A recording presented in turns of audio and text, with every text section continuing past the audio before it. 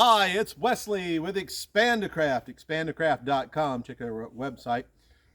This is number 3 of the tutorial about our Outrigger Canoe project. Now, this is a 16-foot 9-inch Expandacraft Outrigger kit on an older plastic canoe.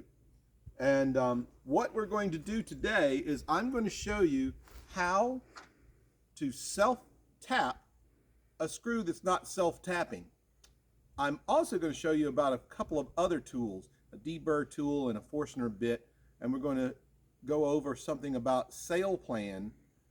This boat is going to end up being a sailboat, motorboat, expedition camping boat. There's lots of things that's going to happen, and if you subscribe, you can follow the build as we change this around, because we're going to have several different floor plans. One is that this aluminum decking that I have now, I had planned on decking the whole thing over, but with removable in the center. The problem is the shortage of aluminum, as there's a shortage of plastic right now. I can't get aluminum until February sometime. So I'm probably going to build a wood deck.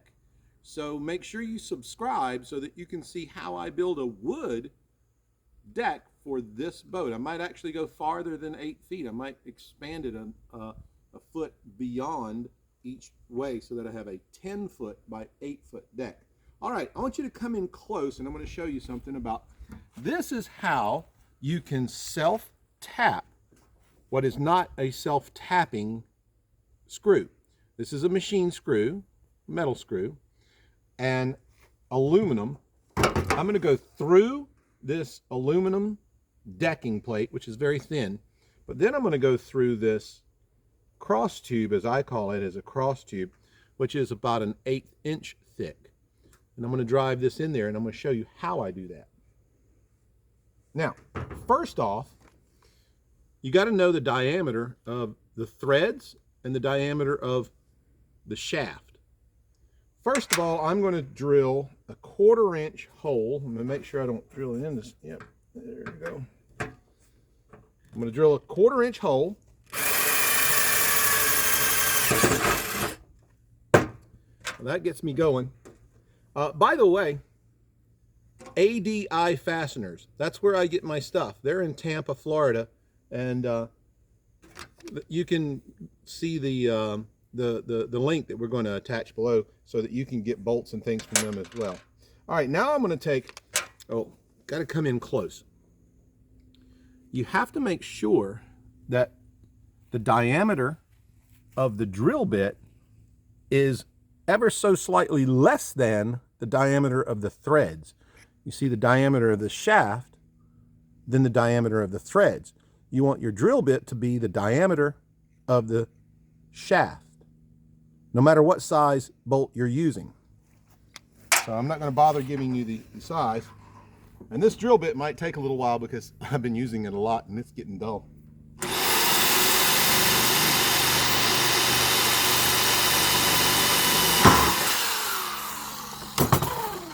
Okay, now this is important.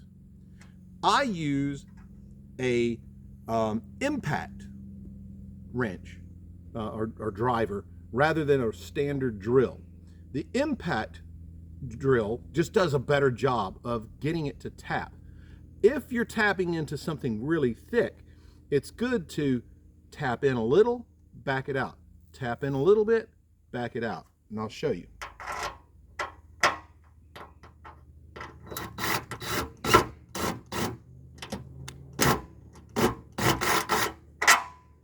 Might have to wallow out that 1/4 inch so that you can find that other smaller hole. There it goes. All right, so I'm going to tap it in just a little, just that much. Then I'm going to back it up. Then I'm going to tap it in a little more, back it up. Now I'm going to drive her home. Just that simple. You don't have to get out a tap tool to make that happen. All right, let's see. Decking. All right, I had said the aluminum deck is just difficult to come by, so I'm going to end up doing a wood deck. Make sure you subscribe. Hello, little bee. It's not even a bee, it's a stink bug. Don't be afraid. All right, let's go back here. Now, the rest of this video is going to be about adapting a sail rig to this Expandacraft. So if you're not interested in sail rigs, subscribe and see what we do with the motor mount and the rudder and all the other stuff. But this is about the sail rig. Okay, so let me get you to come around here to get a little bit closer. I've gotten everything pretty well done here.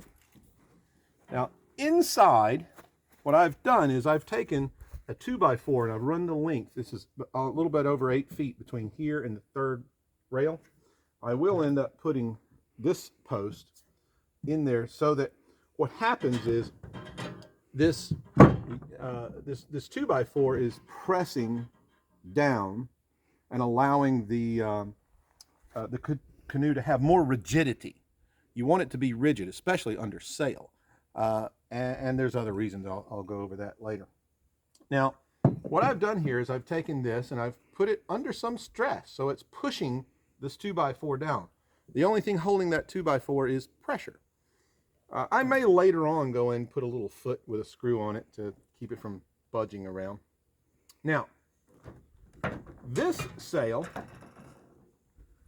is just small enough to handle easily. You're not going to tip over. This boat is not going to fly a hull or anything under this sail. It just ain't going to happen. It's a small sail. It'll move the boat, but it's not a performance rig. This one is, and we'll talk more about that in other videos if you subscribe, and we'll fit this boat so that it can do both a sport rig and a performance rig. This rig, I just got this little mount here, and I've decided just by looking at it, eyeballing it and saying, I think the sail could go here. So what I'm going to do is I'm going to line up with my level, make sure that this shaft, what I drew, I've got a hole here in my little cage, if you will, that's to cage the base, because you see here, this is going to slip on and slip down. That's how that works. So that when you're not sailing, you can pull this, roll it, and set it aside. So you can go under a bridge or whatever, or transport. It's real easy. We'll show you that. Now, I'm going to use what's called a Forstner bit. Now, a Forstner bit, you focus in on that. A Forstner bit, what that does is instead of like a regular drill bit, it makes a neat and clean hole.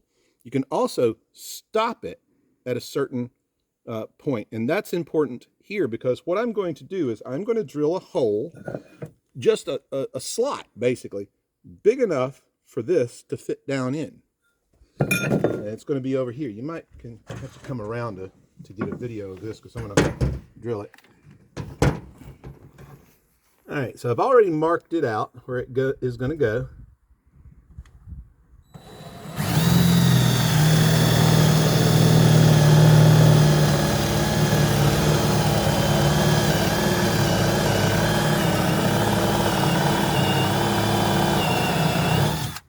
I'm going to stop. Now look how neat and tidy that hole is. The other thing is the hole is flat on the bottom. If you took a regular drill bit, the drill bit would probably bite on the wood and just, you go straight through the bottom of your boat. With a Forstner bit, you get a neat, tidy hole. And I'm going to drill it out just a little more.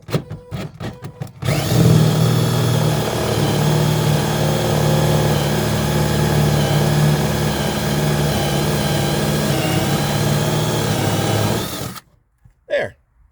Now, look what happens.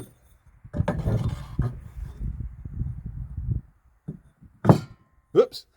Looks like I'm going to have to go and cut a little longer one to fit in there, because I cut the hole so deep.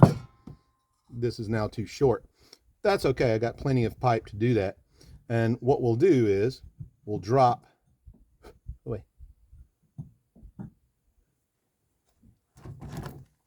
this sail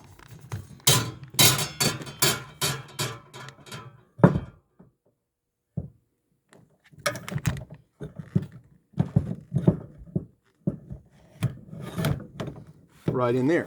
Now, again, I'll have to go and cut another little piece of pipe for that base, and it'll have just a little bit of slop. But that's the idea, is this is an unstayed rig, meaning it doesn't have wires that holds it up. And if I can get this out.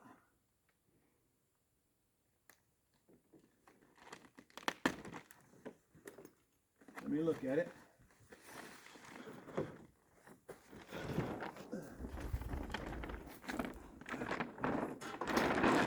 Come over to the side and let's see about how far it goes back. Oh yeah, that looks about right. So, you can see the size of this sail rig, and it aesthetically it looks right. Mechanically it looks right as far as where it's placed. Remember, this is an unstayed rig, so it is going to bend quite a bit, but this is not a powerful go fast rig. It will make you go upwind, which is another video we'll have to do on the underwater lateral resistance. That is either a dagger board, a keel, or something that keeps the boat from sliding sideways too much so that you can go upwind. That's the key to sailing. This is a simple rig. Anyone can learn to sail with a rig like this. Now, the more performance-oriented rig that we are going to also rig on this boat, again, subscribe and you'll get to see that. That's a little different, but it will go much faster. And not only just much faster, but it will go in the most imperceptible amount of wind. You will not be able to feel the wind, but this boat will sail with that. It's called a snipe rig. Snipe is a type of sailboat, and I got one of those rigs. And the sloop is the style, meaning that it has a mainsail and a jib. And we'll go over more of that in future videos.